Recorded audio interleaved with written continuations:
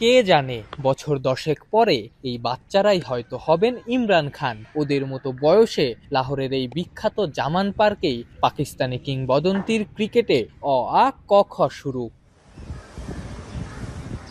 ১৯৪০ সালে প্রতিষ্ঠিত হওয়া এই মাঠে শুধুমাত্র ইমরান খান না, তার খালাতো ভাই মাজিদ খান, মাজিদ খানের ছেলে বাজিদ খান, অন্তত তিনজন ইন্টারন্যাশনাল ক্রিকেটার এই মাঠে খেলেই বড় হয়েছেন।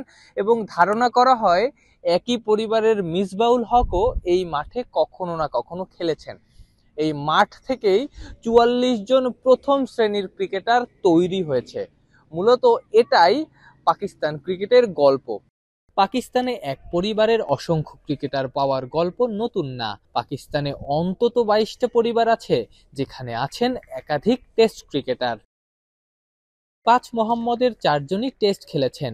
রাইস মোহাম্মদ ছিলেন ১৯৫৪-৫৫ সালে ভারতের বিপক্ষে ঢাকা টেস্টের 12th ম্যান।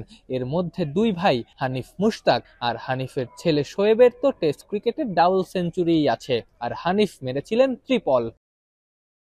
অল ইন্ডিয়ার হয়ে টেস্ট খেলা জাহাঙ্গীর খানের ছেলে মাজিদ খান ছিলেন পাকিস্তানের টেস্ট ক্যাপ্টেন। তার ছেলে বাজিদ খানও টেস্ট খেলেছেন। মাজিদের খালাতো ভাই ইমরান খান দেশটার প্রথম বিশ্বকাপ জয়ী অধিনায়ক। আরেক খালাতো ভাই জাভেদ বারখিও দেশের অধিনায়কত্ব করেছেন। তাদের আত্মীয় মিসবাউল হকও ছিলেন দেশটার কিংবদন্তি।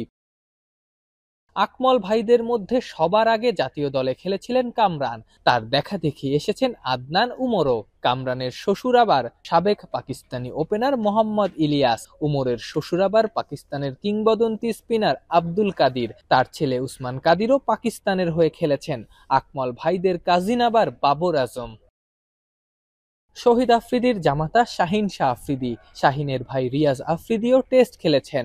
ইমামের চাচা ইনজামাম মঈন খানের ছেলে আজম খান। দেশটার প্রথম হিন্দু টেস্ট প্লেয়ার অনিল দেলপাতের কাজিন দানিশ কানেরিয়া। পাকিস্তানের হয়ে টেস্ট খেলেছেন ৩ ইলাহি, মানজুর জহুর সেলিম। এভাবেই পাকিস্তান ক্রিকেটে চলছে পারিবারিক লিগ্যাসি। একজন পথ দেখান, সেই পথ ধরে অন্যরা হেঁটে যান।